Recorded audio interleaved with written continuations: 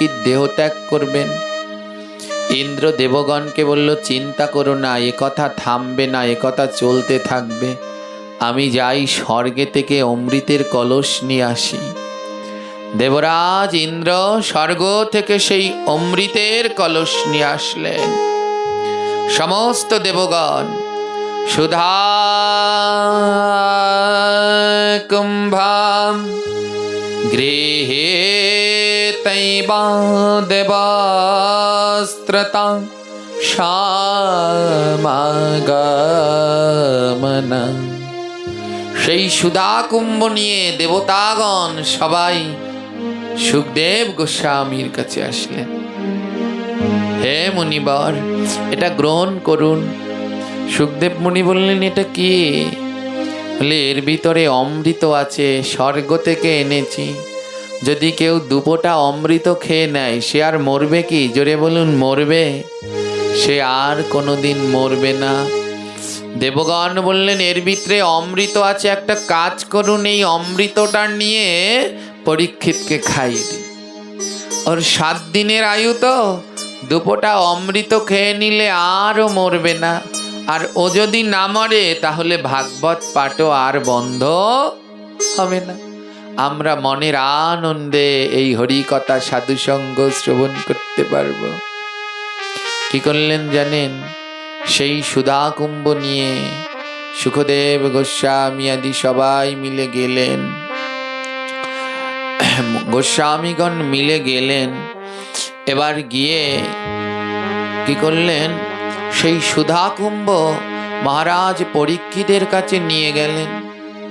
পরীক্ষিত, নাও, এর ভিতরে অমৃত আছে, এখান থেকে বেশি না দুপোটা খেয়ে নাও, তাহলে আর কালকে তোমায় মরতে হবে না, তাহলে তোমার আয়ু আবার বেড়ে যাবে। হ্যাঁ, এ জগতে ওই অমৃতর থেকে আরেকটা মধুরামৃত হলো, এর নাম হলো ভাগবত কথামৃত।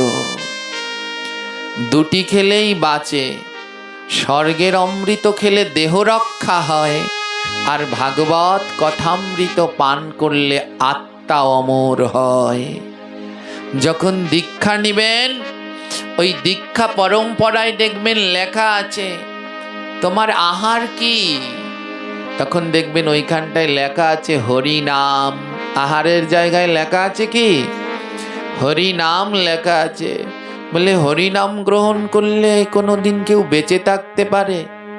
এই দেহটার খাবার হলো ডাল, তরকারি, ভাত, সবজি, এই সব। এটা খেলে দেহ সুস্থ থাকে, দেহ ভালো থাকে, আর আত্মা সুস্থ থাকে, আত্মা ভালো থাকে হরিনাম গ্রহণ করলে।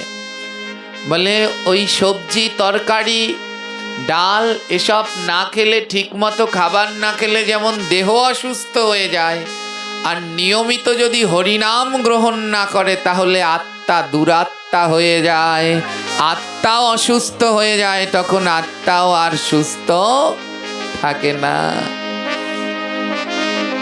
নিয়ে গেলেন সেই অমৃতের কুম্ভ, দিলেন, নাও, এখান থেকে পান করো। কি করলেন জানেন? পরীক্ষিত বললেন, আমার এই অমৃতের দরকার নেই, আমার 7 দিনের আয়ু, আমি এই স্বর্গের অমৃত খেয়ে অমরত্ব হতে চাই না, অমর হতে চাই না। পরীক্ষিত মহারাজ সুখদেব গোস্বামীর চরণে লুটিয়ে পড়লে বললেন, হে গোস্বামী, আমি এই স্বর্গের অমৃত খেয়ে অমর হতে চাই না। আমি যে 6 দিন ধরে অমৃত পান করলাম তার পূর্ণতা লাভ করবে কালকে 7ম দিবসে। আমাকে সেই ভাগবত কথামৃত পান করিয়ে দিন, যেন আমি আমার গোবিন্দের চরণ তলে পৌঁছে যেতে পারি, যেন ওই চরণের কাছে আমি স্থান পাই। সেই অমৃত কথা আমায় দিয়ে দিন। আমার সেই মধুরামৃত হরিকথার মাহাত্ম্য দেবগণ বুঝলেন, কিন্তু আমরা বুঝতে পারলাম না। এই অমৃতময়ের সন্ধান আমরা বুঝতে পারলাম না, বড় দুঃখ থেকে গেল। যে এমন অমৃতময় কথায় আমাদের রুচি, মতি, ভক্তি, বিশ্বাস হলো না। এই ভাগবত পাঠ তখনই মা পূর্ণ কাজে লাগবে যখন এটা শ্রবণ করে আমরা মানব জীবনে কাজে লাগাতে পারব। যদি মনে করেন এটা শ্রবণ করা কিসের জন্যে, পাপ থেকে মুক্তি পাওয়ার জন্যে, উদ্ধার হওয়ার জন্যে, এত সহজ নয়। পাপ থেকে এতেই যদি মুক্তি মিলতো তাহলে গান্ধারীও মুক্তি পেয়ে যেতেন কি না? তিনি 50 জন্ম আগে সেই কটা প্রজাপতি মেরেছিল মনে আছে তো? 100টা প্রজাপতি মারলেন।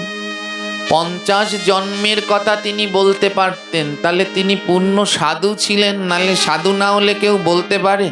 তাহলে 50 জন্ম ভগবানকে ডাকলেন, ভগবানের কথা শ্রবণ করলেন, কিন্তু তাতেও কি তার পাপের খণ্ডন হলো? সেই শাস্তি তাকে পেতেই হলো। এইটা তো সবাই জানি, কিন্তু এ থেকেও আমাদের শিক্ষা হয় না। পাপ পাপী, তার ক্ষমা, হয়তো তাকে নরকে যেতে হয়নি, কিন্তু তার শাস্তি তাকে অবশ্যই ভোগ করতে হয়েছে। অনেক শুদ্ধ সাধুগণ বিভিন্ন যন্ত্রণা পাচ্ছে, দেখবেন অনেকে কত ভক্তিপথে ছিল, অনেকে বলে উনি এত সাধু সঙ্গে যেত, উনি এমন কেন বিছানায় পড়ে আছে? কেন জানেন? ওনার পূর্বজন্মের অপরাধগুলো ওখানে খণ্ডন হয়ে যাচ্ছে, ওই অসুস্থতার মধ্যে দিয়ে ওনার পাপগুলো কেটে যাচ্ছে। ভগবান বলে যা শাস্তি এখানে দিয়ে তারপরে চিরতরে আমার কাছে নিয়ে যাব, এই জরামরার সংসারে আর আসতে হবে না। তাই ভগবানের এই কথায় শুধু উদ্ধারের জন্য শ্রবণ তা নয়, ভগবানের এই কথা থেকে আমাদের মানব জীবনে শিক্ষা নিতে হবে। মানব জীবনে এ থেকে এই লীলাগুলো কেন করলেন, এই আচরণগুলো ভগবান কেন করলেন, নিজে আচরণ করে জগৎজীবকে শিক্ষা দিলেন। নিজে আচারিয়া প্রভু অন্যরে শেখায়, নিজে না আচারিলে কভু অন্যরে শেখানো না যায়। শেখানো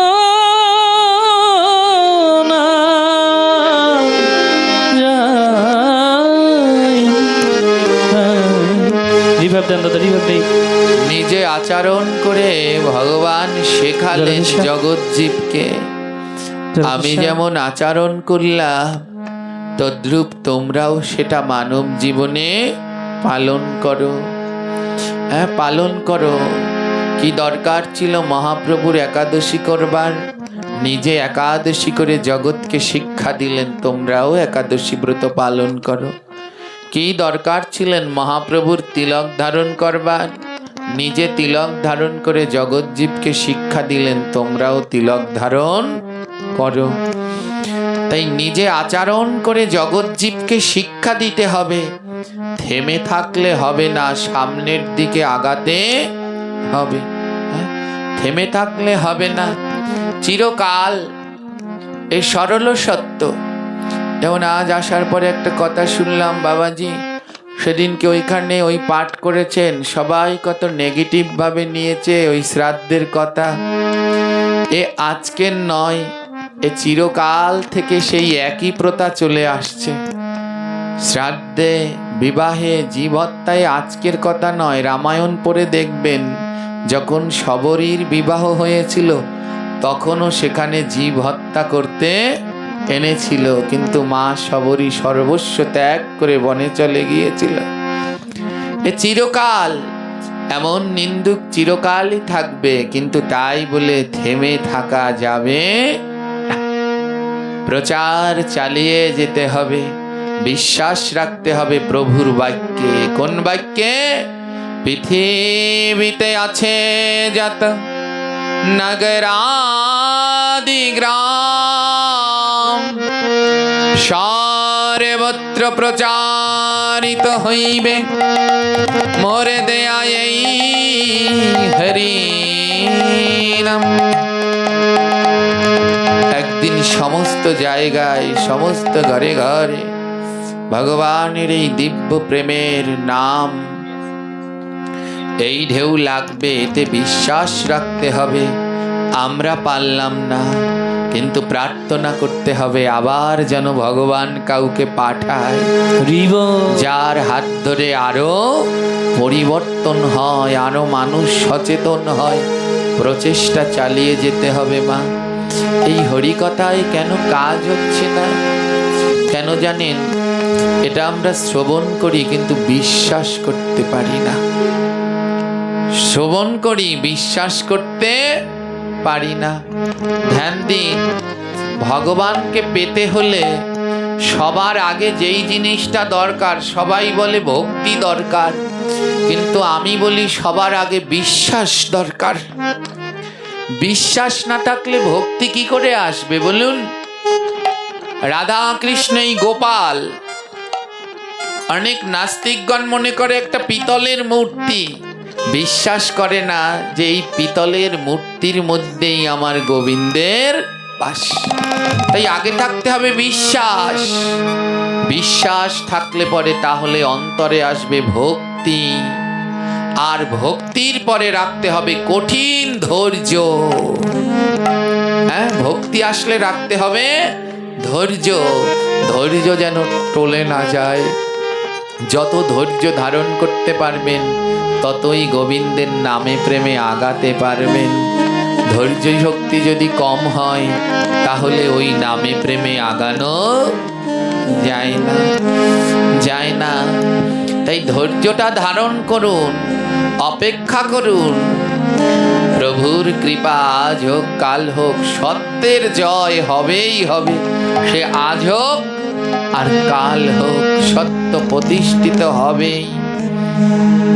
তাই গোবিন্দের এই কথা যদি শ্রবণ করে বিশ্বাস করতে পারেন মা, তাহলেই গোবিন্দ পাওয়া সম্ভব, নচেত নয়। ঠাকুর মহাশয় তার পদের ভিতরে গাইলেন, গাও গাও পুনঃ গৌরাঙ্গের গুণ, সরল করিয়া মন। মন যদি সরল না হয়, যতই প্রভুর গুণগান গাও, ওই গুণগানে কাজ হয় না। গাও গাও পুন গৌরাঙ্গের গুণ, সরল করিয়া মন। মন সরল করো। আর মন যদি সরল হয় তাহলে মহাপ্রভুর এই গুণে কাজ হয়, এই শ্রবণে কাজ হয়। ধ্যান দিন। এর জন্যে আমাদের মনের ভিতরে তো গন্ডগোল। বলছে যার মনে আছে গোলমাল, সে পরগিয়া ভক্তমাল। হ্যাঁ, ভক্তমাল চরিত্র, ভক্ত চরিত্র শ্রবণ করলে মনের গোলমালগুলো দূর হয়ে যায়। বিশ্বাসটা কেমন থাকতে হয় ভগবানের প্রতি একটু ধ্যান দিন। বৃন্দাবনে ব্রজের ভিতরে একটু অদূরে একটা ছোট্ট গোপ শিশু বাস করত। ওর নাম ছিল বিহারী। এই ছোট্ট গোপ শিশু ভগবানের বড় দিব্য পরম ভক্ত। মনে রাখবেন, গোবিন্দকে পাওয়ার উত্তম বয়স হলো শিশুকাল। মহাজনগণ সিদ্ধান্ত দিলেন, শিশুকালে ভেজে কৃষ্ণ, আর আসে তার আসে, জৈবনে ভজিলে কৃষ্ণ, আরে আসে কি নয় আসে, আর বৃদ্ধ কাল বলে ভজে কৃষ্ণ যমের তরসে। শিশুকাল কৃষ্ণ ভজনের উপযুক্ত সময়। ভাগবত গ্রন্থ আদিতে যত ভক্ত চরিত্র আছে তারা ভগবানকে শিশুকালেই লাভ করে নিয়েছেন। মিলিয়ে দেখবেন 180 জনই শিশুকালে গোবিন্দকে লাভ করলেন। ভক্ত প্রহ্লাদ শিশুকাল, ভক্ত ধ্রুব শিশুকাল, ভক্ত জয়া শিশুকাল, ভক্ত মীরা শিশুকাল, হনুমান শিশুকাল। এরা সবাই শিশুকালেই গোবিন্দ কৃপা লাভ করে নিয়েছেন, কারণ এই সময় মনটা বড় নির্মল থাকে, পবিত্র থাকে। কালকে রাত্রবেলায় একটা জিনিস দেখে অবাক হয়ে গিয়েছিলাম। এই যে ও এখনো আমাদের মাঝেই আছে, ওর নাম হলো রাধিকা। আমরা যারা পাঠে যাই সবাই নিয়মত সবাই আদর করে ডাকি রসগোল্লা। আজকে শুনবেন পাঠের শেষে ওর মুখে আমাদের গুরু পরম্পরার প্রণাম মন্ত্র কেমন সুন্দর দিব্যভাবে বলছে, আদো আদো কণ্ঠে, অবাক হয়ে যাবেন। আমাদের গুরু পরম্পরায় যারা শিষ্য সন্তান রয়েছে, আমি জানি না তাদের মধ্যে কতজন শ্রী গুরুদেব পরম গুরুদেবের প্রণাম মন্ত্র মুখস্থ জানেন। 100 জনের মধ্যে 80 জন আছে কিনা সন্দেহ আছে, 20 জন পারে কিনা সন্দেহ আছে। এই ছোট্ট বাচ্চা এই বয়সে তা নিজের মধ্যে আয়ত্তা করে নিলেন। এর জন্যে প্রয়োজন হলো কৃষ্ণ ভক্ত মাতা পিতা। কৃষ্ণ ভক্ত মা যার আছে তার এমন দিব্য ভাব হবেই হবে।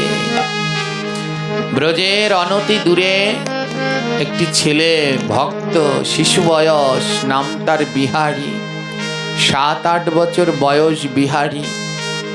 বাবা নেই, বিধবা মায়ের সাথে প্রতিদিন ভাগবত হরিকথায় যায়।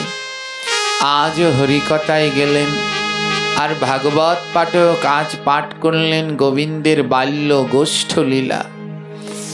ওই বিহারীর কাছে গোবিন্দ বড় আপন, গোবিন্দ বড় পরম প্রিয়। ছোট্ট বিহারী লালের কাছে গোবিন্দ শিশু, গোবিন্দ ছোট, গোপালও ছোট। আজ ভাগবত পাঠক পাঠ করছে, ছোট্ট বিহারী লাল এক মনে ওই কথামৃত শ্রবণ করছে। ভাগবত পাঠক বললেন, আজ গোবিন্দের 9 লক্ষ ধেনু, 9 লক্ষ ধেনু নিয়ে গোবিন্দ আমার গোষ্ঠে যাবেন। 9 লক্ষ ভজন করবার জন্যে আমাদের এই দেহের মধ্যেও গোবিন্দ সবাইকেই 9 লক্ষ গরু দিয়েছেন। কটা গরু দিয়েছেন? 9। নব মানে 9 লক্ষ। 9 দিকে লক্ষ্য রাখো, কারণ ভজন করবার সময় আমাদের দেহের মধ্যে ছিদ্র রয়েছে কয়টা? জোরে বলবেন। 9টা। এই 9টা ছিদ্রে, 9 দরজায় 9টা গরু বাস করে।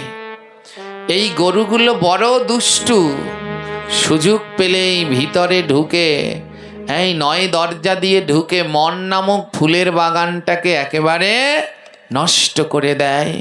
তাই এই 9টা দরজার দিকে লক্ষ্য রাখো। 9 লক্ষ, এই হলো 9 লক্ষ। 9 দিকে লক্ষ্য রাখুন। 2টো চোখ, 2টো নাক, মুখ, 2টো কর্ণের ছিদ্র, এদিকে লক্ষ্য রাখুন। এই কানের দুপাশে 2টো গরু আছে, দুষ্টু গরু। ওই গরু দুটোকে যদি বশ করতে পারেন তাহলে কাজে লাগবে।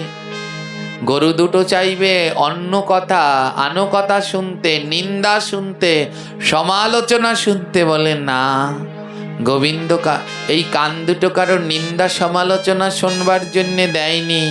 এই 2টি কর্ণ দিয়েছে গোবিন্দের নাম শ্রবণের জন্যে। নাক 2টো চাইবে ওই অখাদ্য কুখাদ্য ভালো ঘ্রাণ নেয়ার জন্যে। না, নাক 2টো গোবিন্দ দিলেন গোবিন্দের চরণ পুষ্পের সুগন্ধি গ্রহণ করবার জন্য। চোখ 2টো চাইবেন স্টার জলসা, জি বাংলা, ছবি, কি বলে ওকে, মেসেঞ্জার, কত কি ওসব দেখতে, গেমস দেখতে। বলে এর জন্যে তোমার সৃষ্টি হয়নি, তোমার সৃষ্টি হলো শ্রীমদ্ ভাগবত গীতা গ্রন্থ দেখবার জন্যে। আমা আজ যেই আলোচনাটায় যাব, বৃন্দাবনের এক দিব্য মন্দির।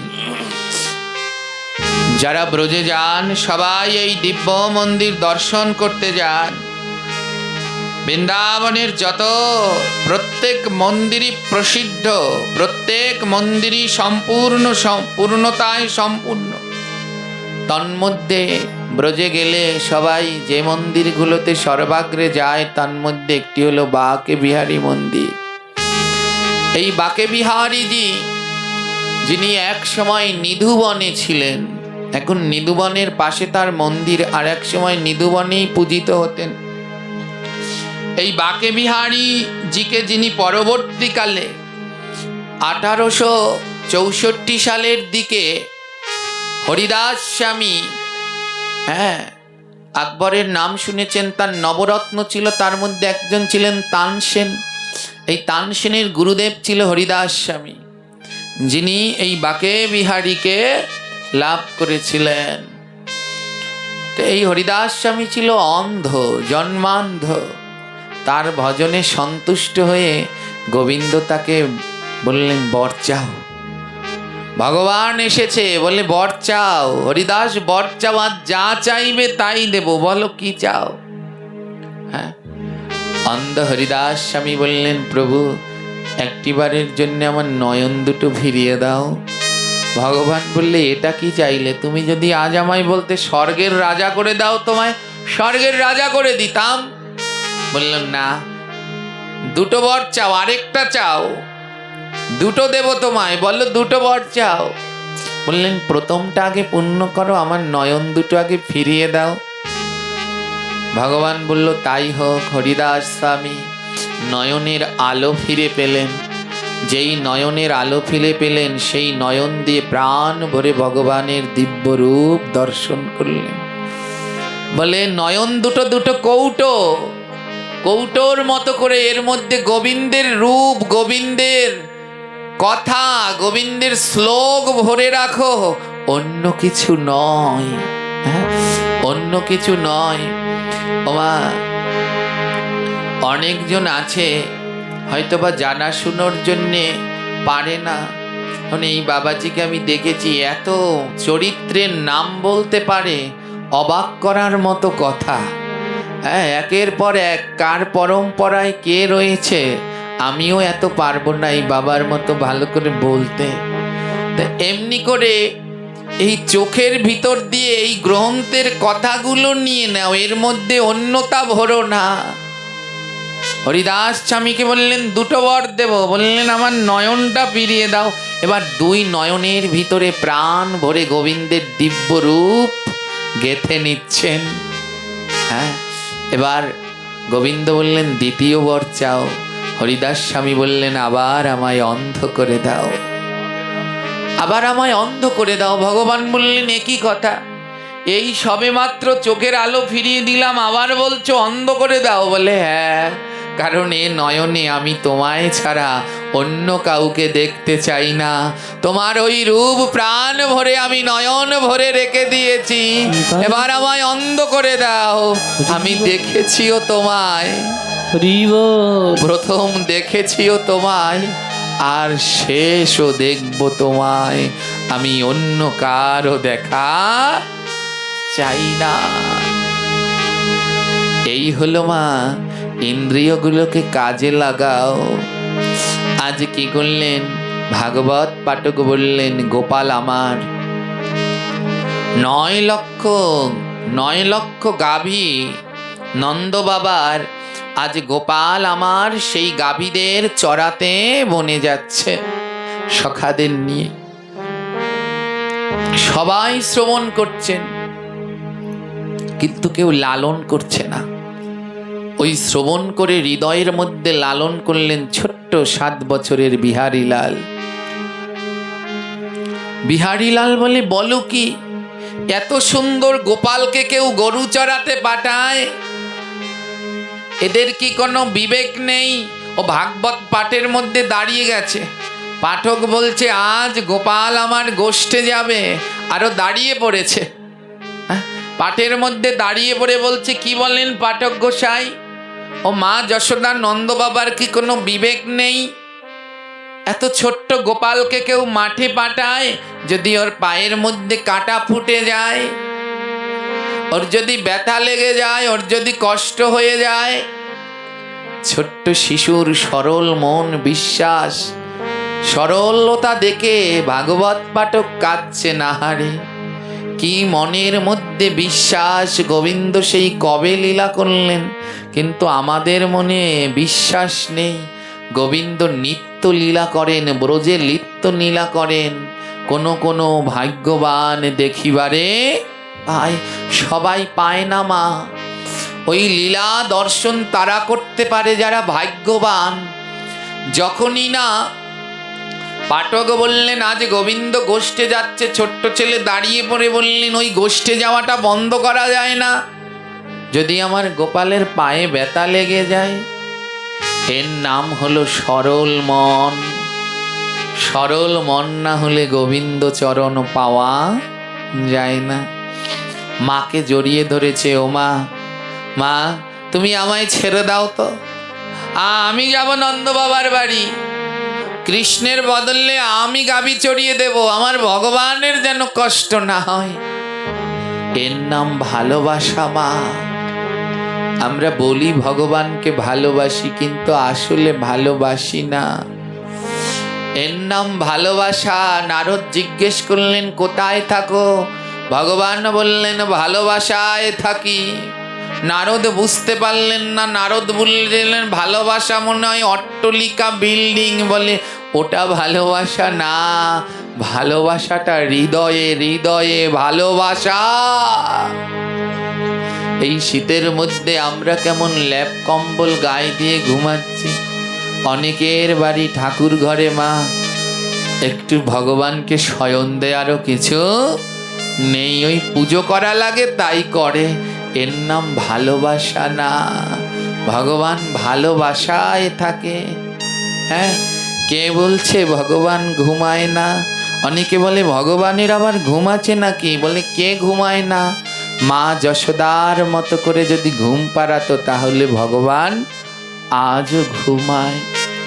ছোট্ট বিহারীলাল বললেন, মাকে বললেন মা তুমি আমায় অনুমতি দাও তো, আমি যাব, আমি গিয়ে কৃষ্ণের হয়ে গরুগুলো চড়িয়ে দেব, কৃষ্ণের হয়ে গরু চড়িয়ে দেব। আমার কৃষ্ণের বড় কষ্ট হবে, নরম পায়ে বড় ব্যথা লাগবে,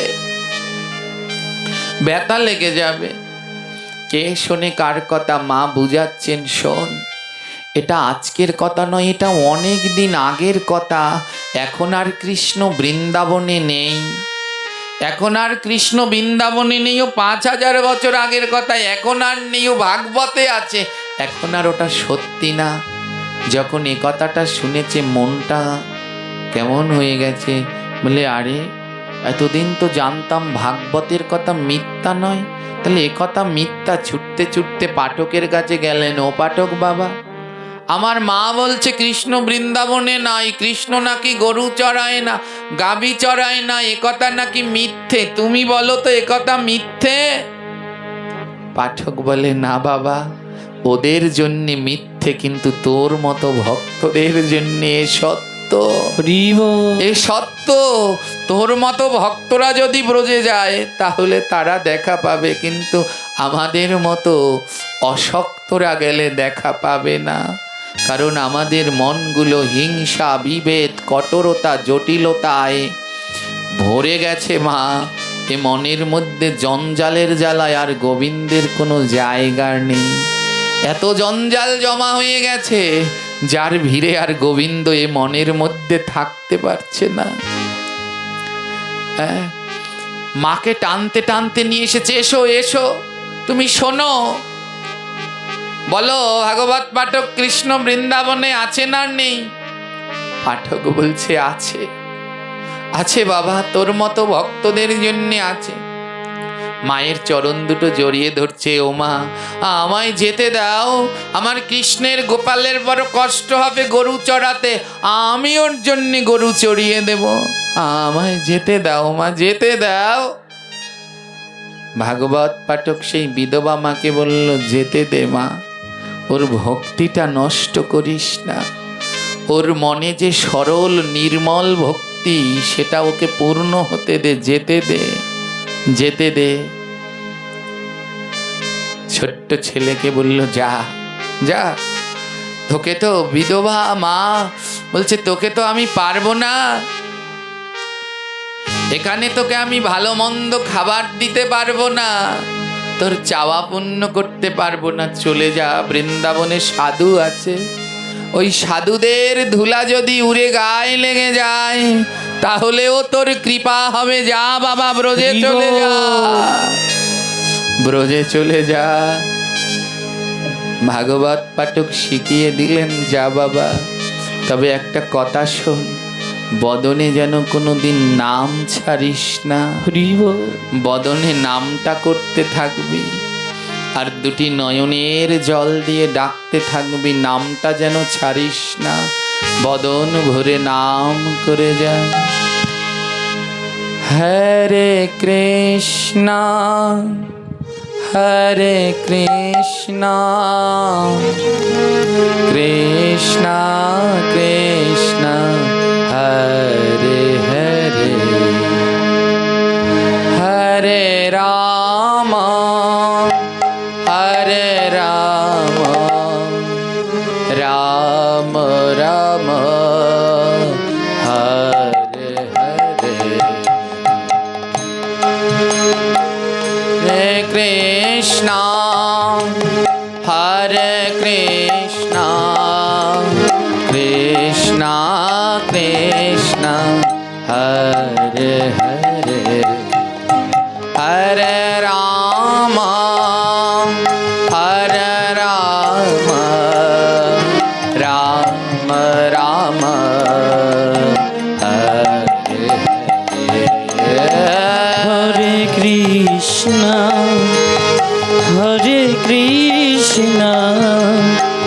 কৃষ্ণ কৃষ্ণ হরে হরে, হরি বল। হরে রাম সবাই কারো বদন বন্দনা, হরে রাম রাম রাম হরে হরে, হরে কৃষ্ণ হরে কৃষ্ণ কৃষ্ণ কৃষ্ণ হরে হরে, হরে রাম হরে রাম রাম রাম হরে হরে,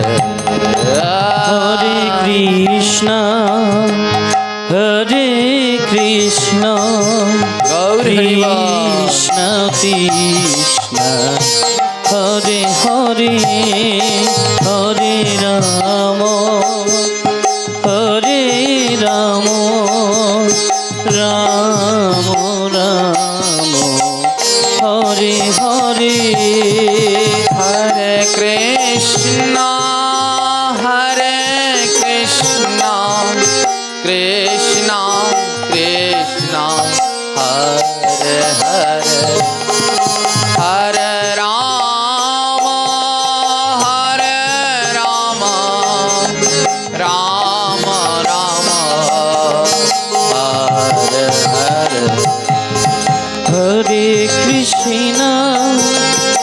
হরে কৃষ্ণ কৃষ্ণ কৃষ্ণ হরে হরে, গৌর হরি বল। হরে রাম রাম রাম হরে হরে, নাম করছে আর ব্রজের পথে পথে হাঁটছে, আর যাকে দেখছে তাকেই বলে, হ্যাঁ গো, কৃষ্ণের বাড়িটা কোন দিকে একটু দেখিয়ে দেবে।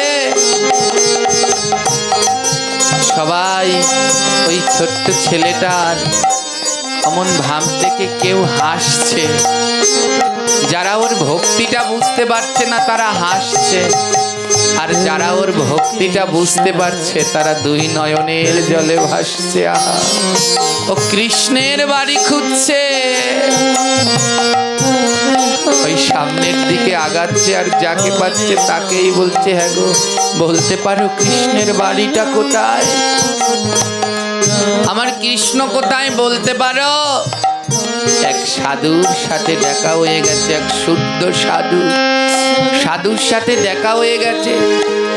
সাধুকে জিজ্ঞেস করছে, হ্যাঁ গো বলতে পারো আমার কৃষ্ণ কোথায়? সাধু বলে, বাবা কৃষ্ণকে পেতে চাস? তাহলে ভগবানকে পেতে হলে আগে ভক্তকে ধরতে হয়, ভক্ত না ধরলে ভগবান পাওয়া যায় না। ও বাবা, এই ব্রজে যেখানে সাধু পাবি সেখানে তাদের চরণ দুটো জড়িয়ে ধরিস, তাদের চরণের ধুলা গ্রহণ করবি, তাদের অঙ্গ পরশ করবি, অনায়াসে কৃষ্ণ পেয়ে যাবি। হরে রাম হরে রাম রাম রাম হরে হরে হরে কৃষ্ণ হরি বল হরি বল। হরে কৃষ্ণ কৃষ্ণ কৃষ্ণ হরে হরে হরে রাম হরে রাম রাম রাম হরে হরে। আজ এমনি করে সবার কাছে জিজ্ঞেস করেছে কৃষ্ণ কোথায়, কৃষ্ণের বাড়ি কোথায়। জানেন, হাঁটতে হাঁটতে পৌঁছে গেল বৃন্দাবনে বাঁকে বিহারীর মন্দিরে। ওই বাঁকে বিহারীর মন্দিরের এক পূজারীর সাথে দেখা হয়ে গেল। পূজারীটা ছিল লোভী, লোভ ছিল পূজারীর মনে। এবার পূজারীর কাছে গিয়ে বলছে, ও পূজারী, আমার কৃষ্ণকে দেখেছ? আমি ভাগবতে শুনেছি আমার কৃষ্ণ নাকি গাভী চড়ায়, তা আমার কৃষ্ণের কষ্ট হবে তো, তার জন্যে আমি এসেছি, কৃষ্ণের গাভীগুলো আমি চড়িয়ে দেব, যেন আমার গোপালের কোনো কষ্ট না হয়। ওই রোদের মধ্যে আমার গোপাল গাভী চড়াবে, আমার গোপালের বড় কষ্ট হবে, তাই আমি অনেক দূর থেকে এসেছি, আমার কৃষ্ণের বাড়িটা চেনো?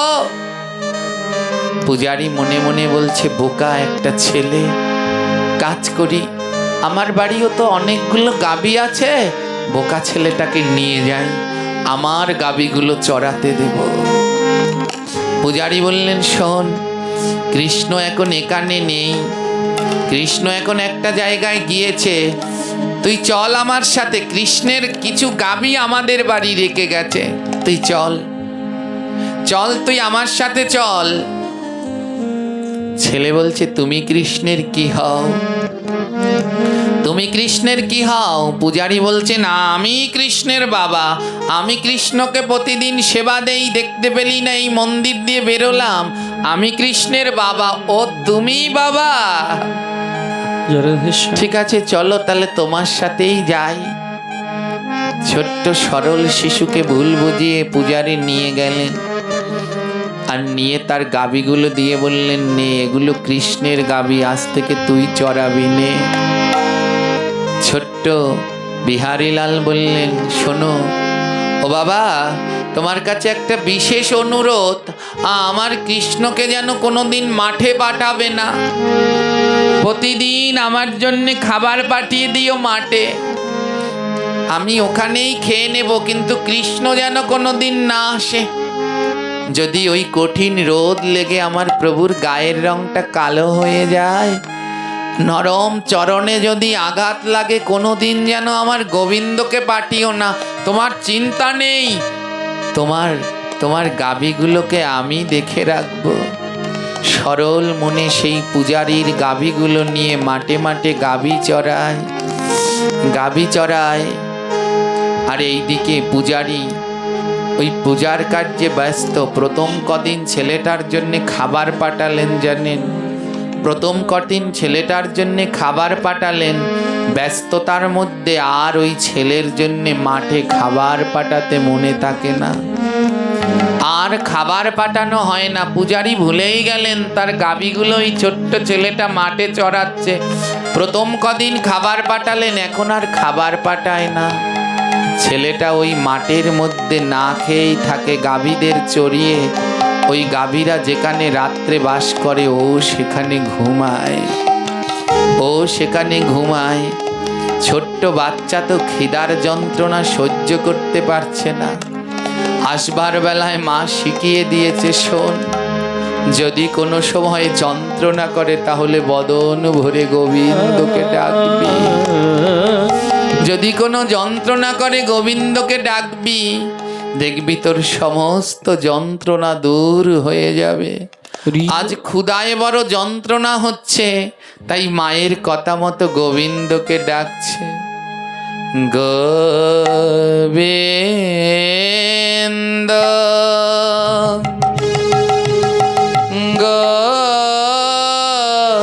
গোবিন্দ গোবিন্দ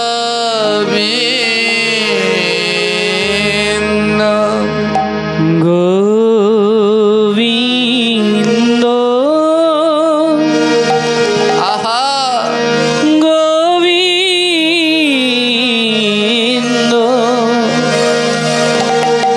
আহা গোবিন্দ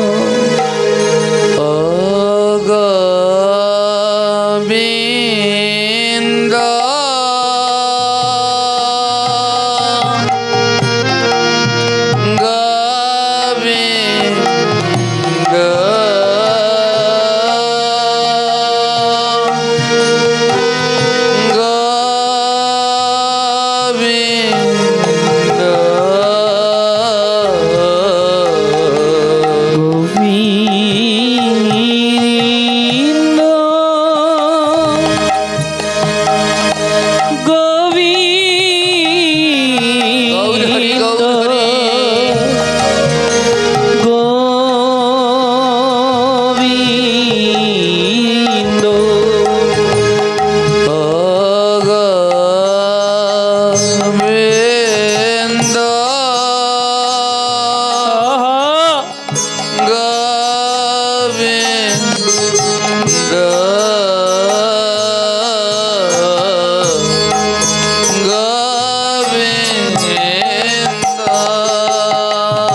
কোথায় গোবিন্দ,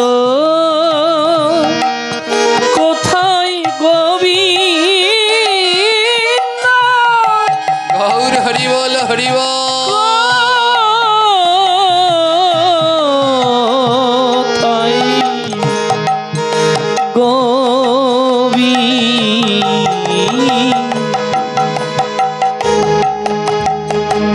মা বলে দিলেন, বাবা, যদি কোনো সময় কষ্ট হয়, এ জগতে আমরা যদি ব্যথা পাই, কষ্ট পাই, প্রথম যে শব্দটা উচ্চারণ করি মা, মা বলে ডাক দেই। আর মা শিখিয়ে দিলেন বিহারীকে, বাবা, বৃন্দাবনে বসে যদি কষ্ট পাস, ব্যথা পাস, তাহলে মা বলে না গোবিন্দ বলে ডাকিস। কারণ আমার ব্রজের মা, ব্রজের পিতাই হলেন রাধা গোবিন্দ। গোবিন্দ গোবিন্দ গৌর হরি বল হরি বল হরি বল।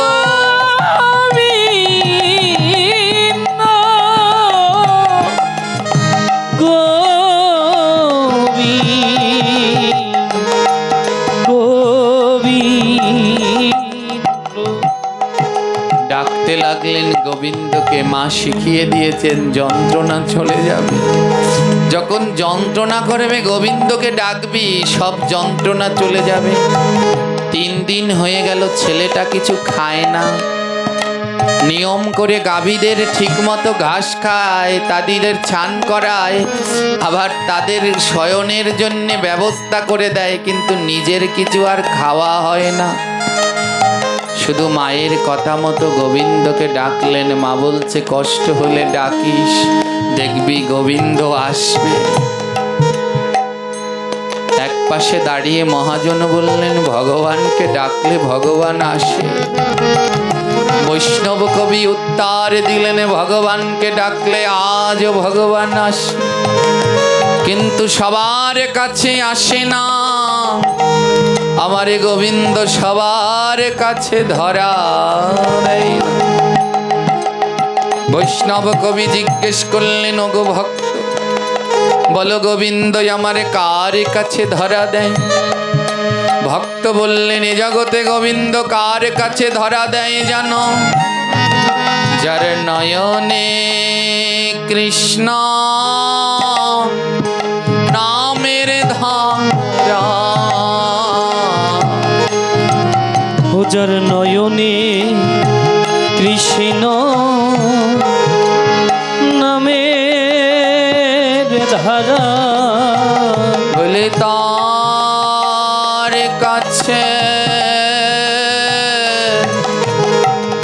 দেয় গো ধরা।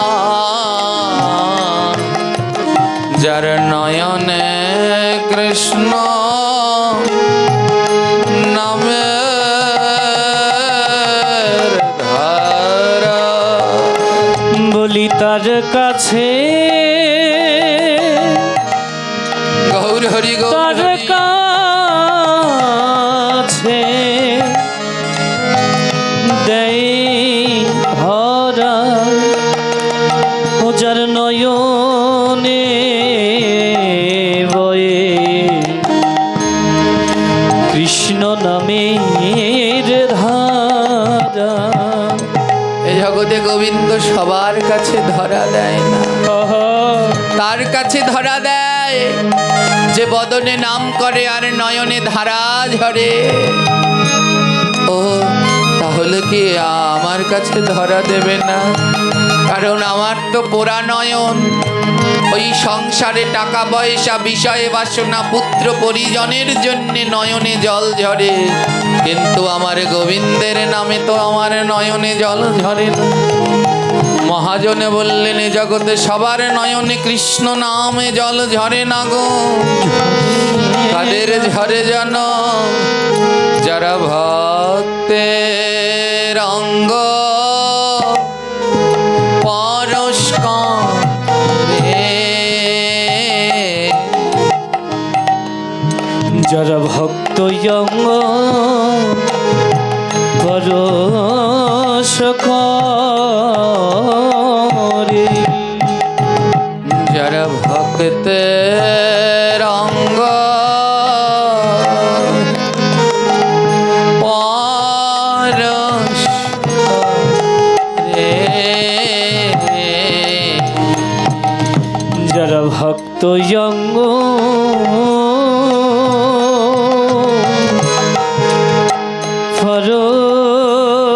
পরশ করে, ভাবে তাদের নয়নে জল ঝরে। যারা ভক্তের অঙ্গ পরশ করে, ওরে যারা ভক্ত অঙ্গ রাধে রাধে ভক্ত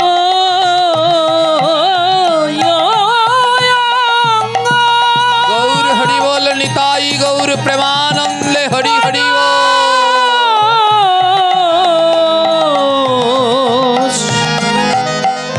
করে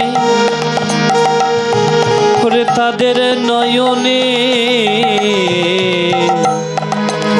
কেবল কৃষ্ণ নামে বাড়ি ঝরে। বলে এমন জন্ম আর আর কে হবে? এমন জন্ম এমন কৃষ্ণ ভক্তে সঙ্গ পাবে। বলি এমন জন্ম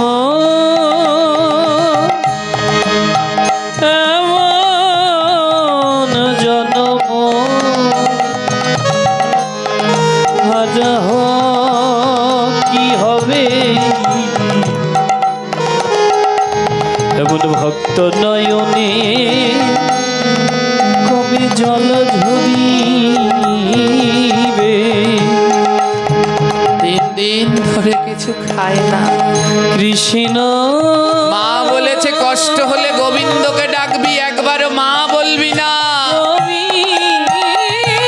মায়ের কথা রেখে গোবিন্দ গোবিন্দ বলে 2টি নয়নে জল ঝরে।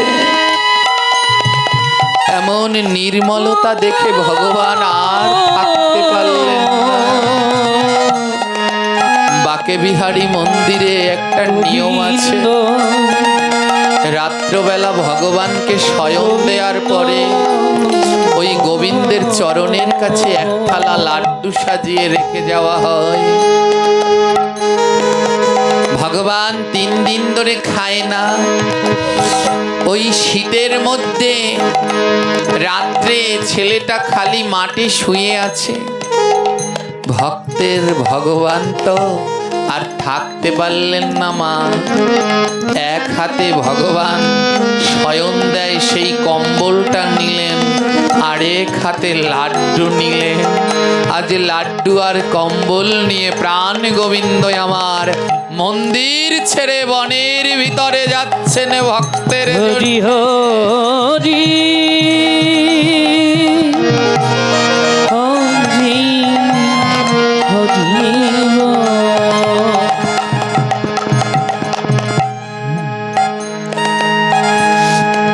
বনের মধ্যে গেলেন, গিয়ে দেখে ছোট্ট বিহারী লাল শীতে থরথর করে কাঁপছে।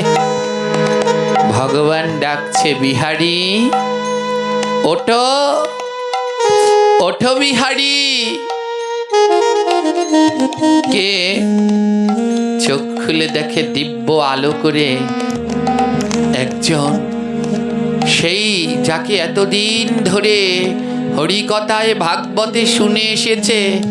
যেন চারদিকে সেই দিব্য আলোর ছটা, শত অনন্ত কোটি সূর্য যেন তাকে ঘিরে রেখেছে। দিব্য চন্দ্রিমার মতো হেমবর্ণ। আহা, কে তুমি? যাকে তুমি গোবিন্দ গোবিন্দ বলে ডাকছো, আমি সেই গোবিন্দ। এ কি করেছো? বিহারীলাল বলছে, এ কি করেছো? এই শীতের মধ্যে তুমি বের হয়েছো কেন? ভগবান বলছে, তুমি তো 3 দিন ধরে কিছু খাও না ভক্ত, তাই বাবা তোমার জন্য খাবার পাঠিয়েছে। দেখুন, ওই পূজারী তিনি লোভে পড়ে গেছেন, কিন্তু গোবিন্দ তার সম্মানও নষ্ট করলেন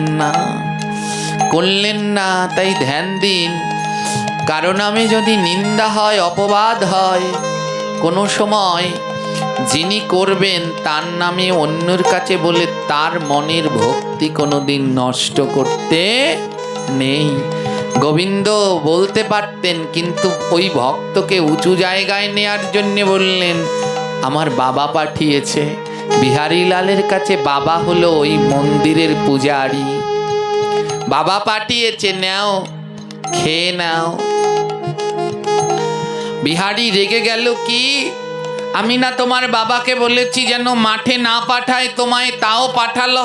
এই শীতের মধ্যে তাও পাঠিয়ে দিল। ভগবান বলছে, শান্ত হও ভক্ত, শান্ত হও, নাও তুমি খাবারটা খাও। সারাদিন ওই গরু চড়াতে চড়াতে, লাঠি দিয়ে গরুকে তাড়াতে তাড়াতে হাতে কড়া ফোসকা পড়ে গেছে। যেই না খাবারটা তুলতে গেছে, ব্যথায় আর তুলতে পারছে না। ছোট্ট বাচ্চা তো। ভগবান বলে, দাঁড়াও দাঁড়াও, আজ তোমার নিজের হাত দিয়ে খেতে হবে না, আজ তোমায় আমি খাইয়ে দিচ্ছি। আকাশে চন্দ্র তারা কাঁদছে, আকাশের চন্দ্র তারা সপ্তর্ষিগণ কেঁদে কেঁদে বলছে, ওরে বিহারী লাল, জনম জনম ধরে মুনি ঋষি তপস্যা করে যা পেল না, তুই তোর সরল মন দিয়ে আজ জয় করি। হরি বল হরি বল হরি বল। ধ্যান তপস্যা দিয়ে সপ্তর্ষি যা পেল না, সরল মনে আজ তাই পাওয়া গেল। প্রাণ গোবিন্দ আমার ভক্তকে খাইয়ে দিলেন, মুখটা মুছিয়ে দিলেন, আর সেই কম্বলটা এনে বললেন, নে বাবা, এটা গায়ে দিয়ে এবার শুয়ে পড়, এটা গায়ে দিয়ে এবার শুয়ে পড়। গোবিন্দ নিজের হাতে ভক্তকে ঘুম পাড়িয়ে ফিরে গেলেন। সকাল হয়ে গেল। ছোট্ট ছেলেটা সেই থালার কম্বল নিয়ে ছুটতে ছুটতে গেলেন, পূজারীর বাড়িতে গেলেন। পূজারীর বাড়িতে গিয়ে বলছে, বাবা, তোমাকে না বলেছি আমার যত কষ্ট হয় হোক, কানাইকে মাঠে পাঠাবে না, তুমি আমার কথা শুনলে না, আমার গোপালকে মাঠে পাঠিয়ে দিলে। পূজারী বলছে, এ কি বলছিস বিহারী, আমি তো কিচ্ছু বুঝতে পারছি না। পূজারীর ওকে দেখে মনে পড়েছে যে ছেলেটার জন্য 3 দিন ধরে কোনো খাবার পাঠানো হয় না। বলে, কেন তুমি গোপালকে কেন মাঠে পাঠালে? পূজারী বলে, কে মাঠে পাঠিয়েছে, কাকে মাঠে পাঠিয়েছি? বলে, কেন গোপালকে পাঠিয়েছ? এদিকে অন্য আরেকজন পূজারী সকালবেলায় মন্দিরের দরজা খুলে দেখে ভগবানের গায়ে সেই দামি কম্বলটি নেই, আর ভগবানের কাছে যে একতলা লাড্ডু রেখেছে সেটাও নেই। সেই পূজারী ছুটতে ছুটতে এসেছে, জানো, বড় পূজারীকে বলছে, জানো, কাল মন্দিরে তালাবদ্ধ আছে, কিন্তু লাড্ডুও নেই, কম্বলটিও নেই। ছোট্ট ছেলে বলছে, থাকবে কি করে? কাল তো গোবিন্দ গোপাল তো স্বয়ং গিয়েছে আমার জন্য লাড্ডু নিয়ে আর কম্বল নিয়ে। বড় পূজারী বলছে, তুই কি বলছিস, আমি তো কিচ্ছু বুঝতে পারছি না। ওই থালাটি আর কম্বলটি বের করে দেখালো, এই দেখো, এই থালায় করে কাল গোপাল নাড়ু নিয়ে গিয়েছিল, আর এই কম্বলটা নিয়ে আমার গায়ে দিয়ে দিয়েছিল, আর আমাকে বলেছে তোমার বাবা পাঠিয়েছে, বাবা পাঠিয়েছে। যেই না এই কথা বলেছে, পূজারী মাটিতে বসে পড়েছে। কি দেখে গোবিন্দের ভোগের থালা, গোবিন্দের গায়ে দেয়া সেই কম্বল। পূজারীর 2টি নয়নে জল। গোবিন্দ, আমি লোভে পড়ে এই ছেলেটাকে আনলাম খাটাতে, কিন্তু আমার সম্মানও তুমি ওর কাছে নষ্ট করলে না। আমার মতো পাপীকে তুমি বাবা বলে পরিচয় দিয়ে দিয়েছ।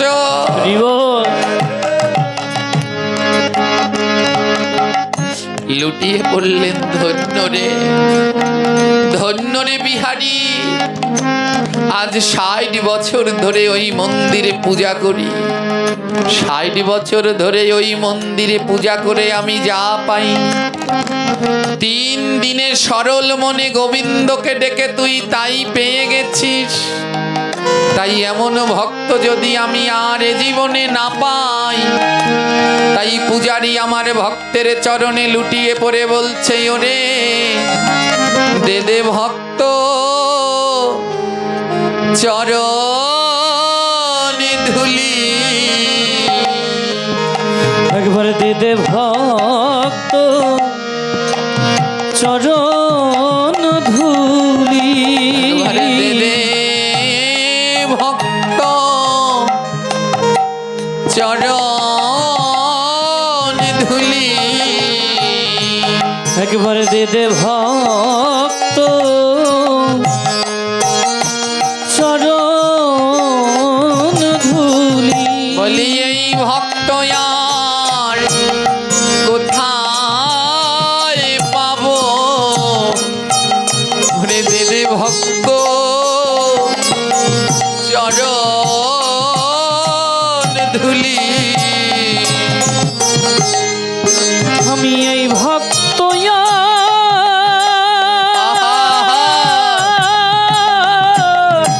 হরি বল হরি বল। ওরে কোথায় পাবো?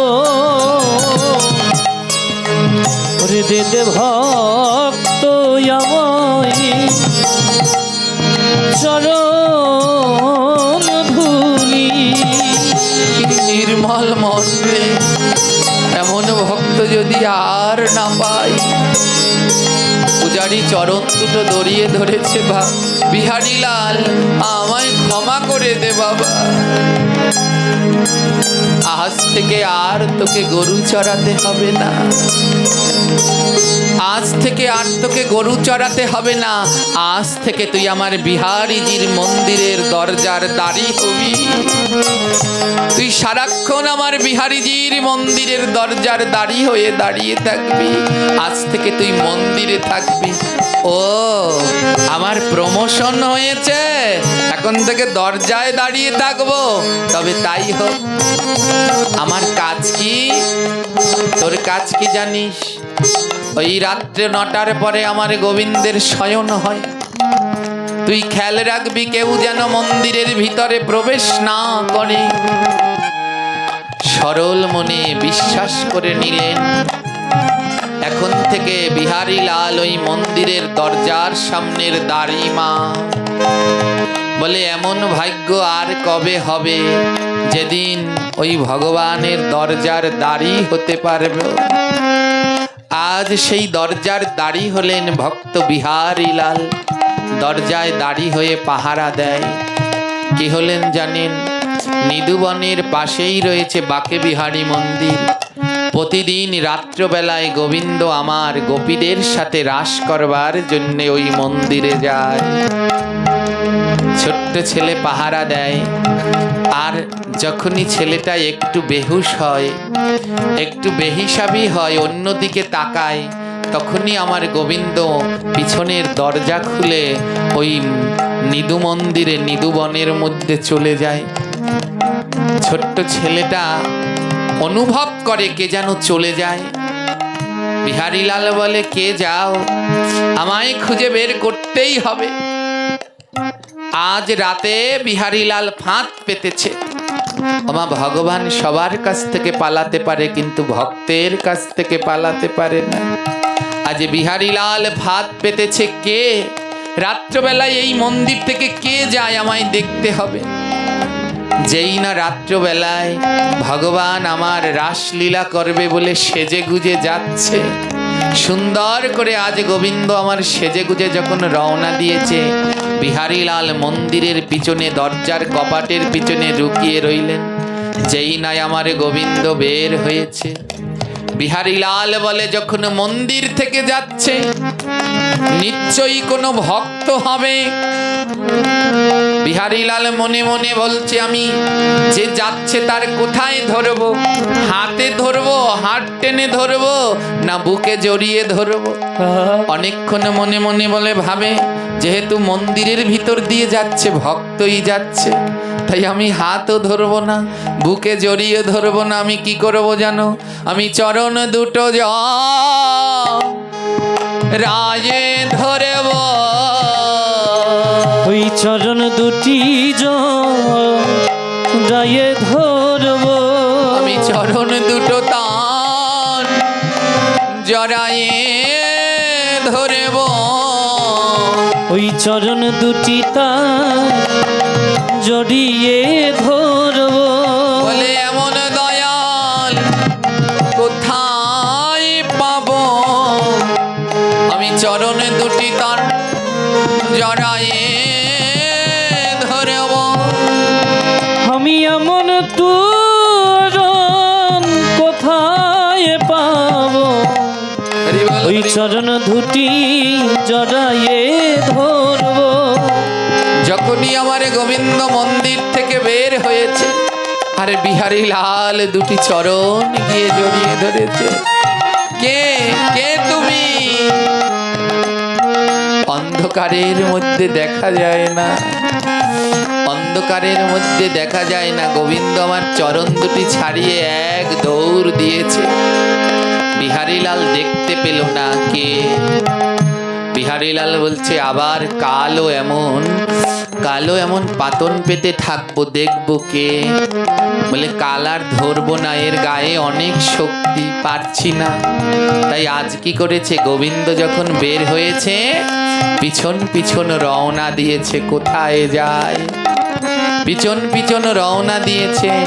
দেখে গোবিন্দ আমার নিধু মন্দিরে প্রবেশ করেছে। আর ছোট্ট বিহারীলাল গোবিন্দের পিছন পিছন নিধু মন্দিরে প্রবেশ করলেন। আর বৃন্দাবনে নিয়ম আছে, রাত্রবেলায় নিধু মন্দিরে কারো প্রবেশ করা নিষেধ। লুকিয়ে লুকিয়ে প্রবেশ করলেন। আর ছোট্ট বিহারীলাল দেখলেন ওই নিধু মন্দিরের ভিতরে দিব্য আলোয় চারদিকে আলোকিত। আর রাসমণ্ডলের মধ্যখানে শোভা পাচ্ছে শ্রীমতী রাধারানী। রাধারানী আর চতুর্দিকে বেষ্টিত আমার প্রিয় সখীগণ। সখীগণ আজি শ্যামে কানাইয়া আমার রাধারানীর পাশে গিয়া দিল দর্শন। দিল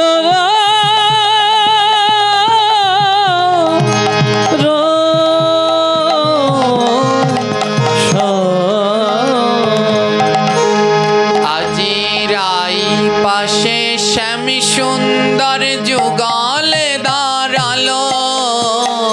রাই পাশে শ্যাম সুন্দর যুগলে দাঁড়ালো। আজি গোপীগণ ঘিরে ঘিরে নিত্য আরম্ভিল। গোপীগণ ঘুরে ঘুরে নিত্য আরম্ভিল। তারা নিত্য করে গো, নিত্য করে গো। ওই নিধু মন্দিরে আজি রাস নৃত্য করে গো। নিত্য করে গো। ওই নিধু মন্দিরে আজি রাস নৃত্য করে গো। ওই নিধু মন্দিরে আজি নিত্য করে গো। এবার তাহা দেখি সখীগণ জয় জয় করে। তাহা দেখি সখীগণ জয় জয় করে। আবার তাহা দেখি সখীগণ উলুধ্বনি করে। তাহা দেখি সখীগণ উলুধ্বনি করে। মায়েরা, শীতের মধ্যে কষ্ট হচ্ছে উলুধ্বনি দিতে। দাঁড়াও, কাল পাঠ করব উলুধ্বনি কিভাবে সৃষ্টি হলো।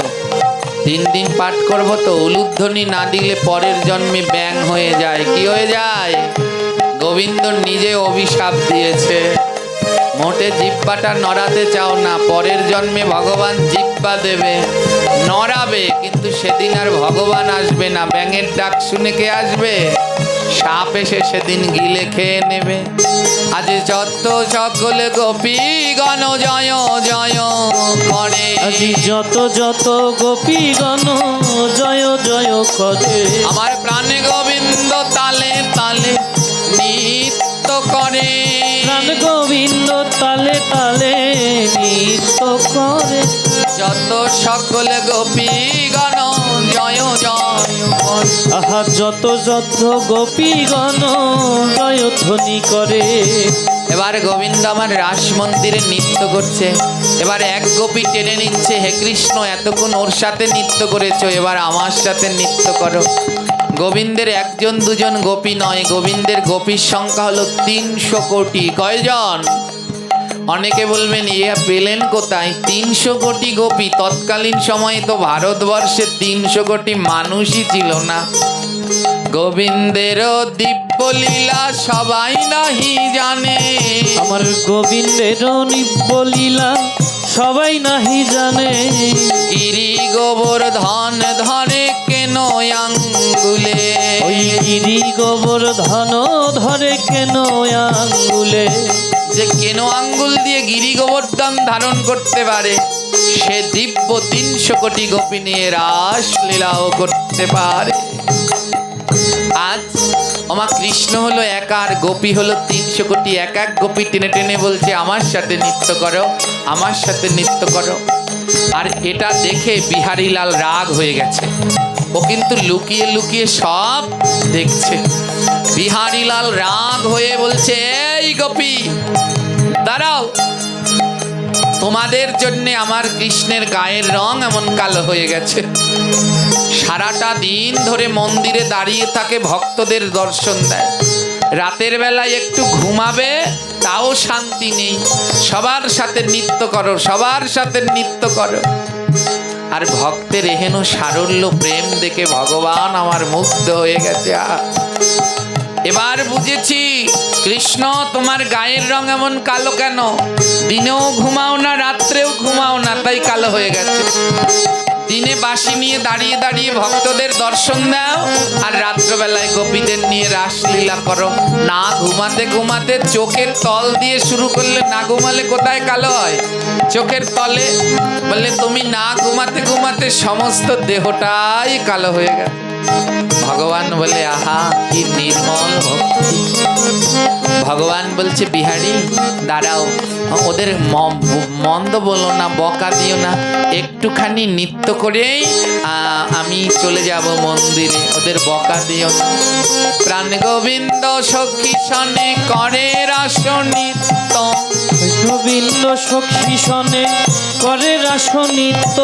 নয়ন ভরে দর্শন করে যত ভক্তবৃন্দ, আহা নয়ন ভরে দর্শন করে যত ভক্তবৃন্দ। এবার নাচিতে নাচিতে প্রভুর ঘুমুর ভেঙে গেল।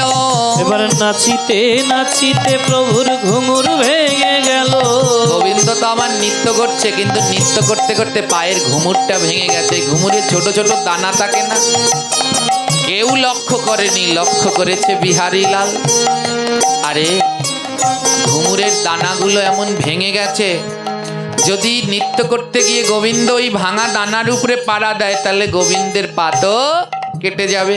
তাই বিহারী লাল করে কি, যেথায় আমার গোবিন্দ রাখে গো চরণ, যেথায় আমার গোবিন্দ রাখে গো চরণ, সেথায় সেথায় হস্ত তার করে গো ধারণ। আহা সেথায় সেথায় হস্ত তার করে গো ধারণ।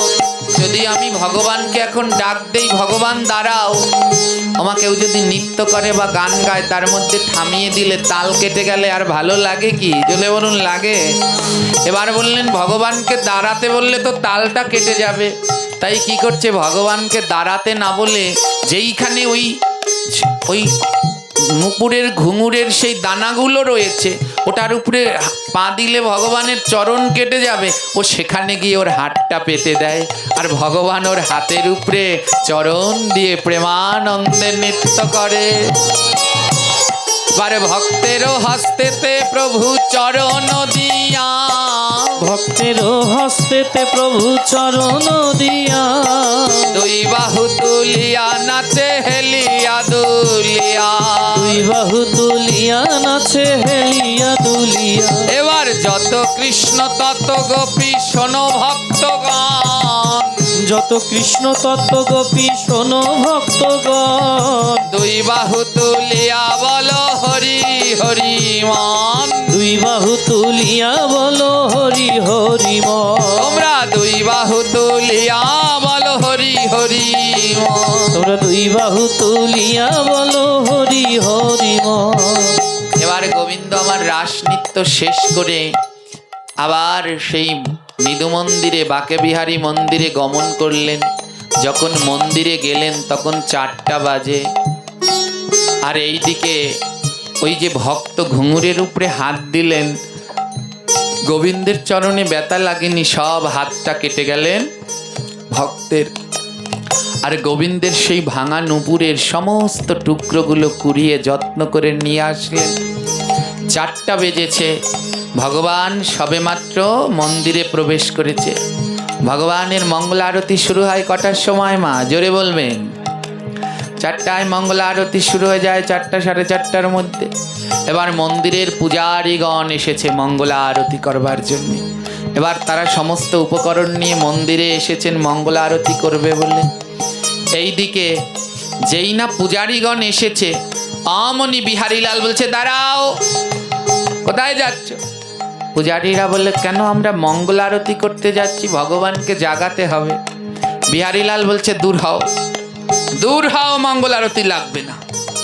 আমার ভগবান এই মাত্র রাস লীলা শেষ করে আসলেন, তোমাদের জ্বালায় কি একটু ঘুমাতে পারবে না? সারাটা দিন দাঁড় করিয়ে রাখো, তোমাদের দর্শন দেয়। তারপরে আবার সেই রাস নৃত্য করতে গোপীদের কাছে যায়।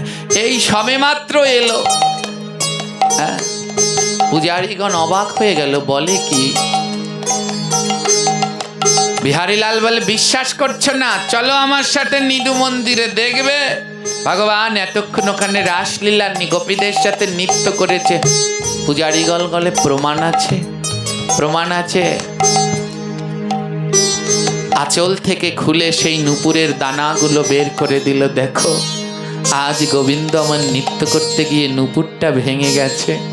আমার গোবিন্দের যেন চরণে না লাগে, তাই যেখানে ওই নূপুরের টুকরো আমি হাত পেতে দিয়েছি, যেন গোবিন্দ আমার ব্যথা না পায়। প্রধান পূজারী হাতটা উল্টে দেখে হাতটা ক্ষতবিক্ষত হয়ে গেছে, ক্ষতবিক্ষত হয়ে গেছে। আর এই লীলা দর্শন করে গোবিন্দ আমার কাঁদছে। বাকে বিহারী, ওখানে কোনো রাধারানী নেই, একই বিগ্রহের ভিতরে রাধা এবং কৃষ্ণ দুজনেই বিরাজ করে। হ্যাঁ, আজ গোবিন্দ আমার সেই ভক্তের লীলা দেখে কাঁদছে। পূজারীরা বলছে, এসব নাটক, এসব মিথ্যা, এসব নাটক। ও শ্রেষ্ঠ সাজার জন্য চেষ্টা করছে। যারা যারা ভক্ত তারা মেনে নিয়েছে, কিন্তু যারা অভক্ত, মনের মধ্যে এখনো কুটিলতা, এই সরল লীলা বিশ্বাস করতে পারছে না। কিছু পূজারীরা বলছে এটা নাটক, ও কি করে বাকে বিহারীর দর্শন পাবে, গোবিন্দের দর্শন পাবে? আমরা এত বছর ধরে সেবা দেই, আমরা পেলাম না, আর 7 বছরের একটা বাচ্চা ওকে দর্শন দেবে, রাসলীলা দেখাবে। চরণ দুটো জড়িয়ে ধরল বিহারীলাল, চরণ ধরি, তোমরা বিশ্বাস করো, আমার গোবিন্দ এইমাত্র গেল, ওনাকে একটু ঘুমাতে দাও, আমার গোবিন্দের বড় কষ্ট হবে, এতজনার সাথে নৃত্য করেছে, বড় কষ্ট হবে, একটু ঘুমাতে দাও, এখন তাকে জাগিও না। পূজারীগণ শুনলেন না। পূজারীগণ গিয়ে মন্দিরের তালা খুললেন। মা তালা খুলে দেখে তালা আটকানোই আছে। বলে, তোর হাতে যদি নুপুরের টুকরো হবে তাহলে তো ভগবান তালা খুলে বের হবে, তালা তো দেয়া, নুপুরের টুকরো তুই পেলি কোথা থেকে? ও যেন কোথা থেকে কুড়িয়ে এনেছে, ভগবান মন্দিরেই আছে। তালা খুলল, এবার দরজা ধাক্কাচ্ছে, কিন্তু দরজা আর খুলতে পারছে না। ভগবান বললেন, তোমরা আমার ভক্তের কথা শুনলেন, আমার ভক্তের মনে ব্যথা দিলে, আমি দরজা খুলব না। মন্দিরের দরজা আর খুলতে পারছে না। প্রধান পূজারী এসে বলে, ওরে তোরা ওকে চিনিসনি, ওর কাছে গোবিন্দ যায়, ওর কাছে গোবিন্দ ধরা দেয়। আমি এনেছিলাম ওকে বোকা বাজিয়ে গরু চড়াতে, আর ওর জন্যে খাবার নিয়ে গিয়েছিলেন স্বয়ং বৃন্দাবনের নাথ কৃষ্ণচন্দ্র। সবাই লুটিয়ে পড়লেন। যেই 7টা বেজে গেছে, মঙ্গল আরতি আর ওদিন হয়নি, 7টা বেজে গেছে। ছোট্ট বিহারীলাল গিয়ে বলছে, প্রভু এবার দরজাটা খুলো। যেই না বলেছে, ভক্ত সঙ্গে সঙ্গে মন্দিরের দরজা খুলে গেল। আর পূজারীগণ দেখলেন ভগবানের চরণের নূপুরটি সত্যিই নেই। নূপুর আছে, কিন্তু নূপুরের দানাগুলো নেই। মিলিয়ে দেখে ওর হাতেই সেই দানাগুলো। সবাই লুটিয়ে পড়ে বললেন, ধন্য বিহারীলাল, ধন্য তোমার নির্মল ভক্তি। গোবিন্দই আমার আদেশ করলেন, ভক্তের মন বাসনা পূর্ণ হতে হবে, ভক্তের মন বাসনা পূর্ণ হতে হবে। তাই আজ থেকে এই মন্দিরের আরতি বন্ধ হবে, তাই আজ থেকে এই মন্দিরের আরতি বন্ধ হবে। সেই দিন থেকে পৃথিবীর একমাত্র মন্দির বাকে বিহারী, যাতে মঙ্গল আরতি হয় না। সকাল 7টার সময় দরজা খুলে একসাথে ভগবানের দর্শন আরতি, শৃঙ্গার আরতি হয়। ভক্তের সেই মনোবাসনা গোবিন্দ পূর্ণ করলেন। ভক্তবাঞ্ছা কল্পতরু প্রভু শ্রী হরি, ভক্তবাঞ্ছা পূর্ণকারী প্রভু শ্রী হরি। ভক্ত যাহা করায় আমি তাহা করি, আমার ভক্ত যাহা করায় আমি তাহা করি। ভগবান বললেন, আমি ভক্তবাঞ্ছা পূর্ণ কল্পতরু, ভক্ত আমাকে দিয়ে যা করায় আমি তাই করি। ওমা, আজও সেই বাকে বিহারী মন্দিরে, পৃথিবীর সমস্ত মন্দিরে মঙ্গল আরতি হয়। একমাত্র বাকে বিহারী মন্দিরে মঙ্গল আরতি হয় না। আজও সকাল 7টার সময় মন্দির কুলে একসাথে দর্শন আরতি শৃঙ্গার আরতি হয়। আজও সেই নিয়ম প্রচলিত রয়েছে, ভক্তের প্রতিষ্ঠিত করা সেই পূর্ণ নিয়ম। তাই এই আলোচনার মধ্যে দিয়ে শিক্ষা হলো, এ জগতে গোবিন্দ পাওয়া যায় কঠিনতা দিয়ে নয়, এ জগতে গোবিন্দ পাওয়া যায় তন্ত্রমন্ত্রতা দিয়ে নয়, এ জগতে গোবিন্দ পাওয়া যায় একটা নির্মল মন দিয়ে। এ জগতে যার নির্মল মন আছে তার কাছে আমার ভগবান ধরা দেবেই দেবে। এবারে প্রেমানন্দে বলো সবাই গৌর হরি হরি। প্রেমানন্দে বলো সবাই গৌর হরি হরি। প্রাণ গোবিন্দ আমার ভক্ত বাঞ্ছা করি। প্রাণ গোবিন্দ আমার ভক্ত বাঞ্ছা করি। এবার ভক্ত আর ভগবানের মিলন হইল। ভক্ত আর ভগবানের মিলন হইল। বদন ভরিয়া সবাই হরি হরি বলো। বদন ভরিয়া সবাই হরি হরি বলো। বদন ভরিয়া সবাই রাধে রাধে বলো। বদন ভরিয়া সবাই রাধে রাধে বলো। ওই গোবিন্দ চরণে সবাই রাখিও বিশ্বাস। গোবিন্দ চরণে সবাই রাখিও বিশ্বাস। দর্শন দেবে প্রভু দেন গোয়াশ্বাস। দর্শন দেবেন প্রভু দেন গো আশ্রয়ে। ওই সরল করিয়া তারে ডাকো দিনে দিনে। সরল করিয়া তারে ডাকো দিনে দিনে।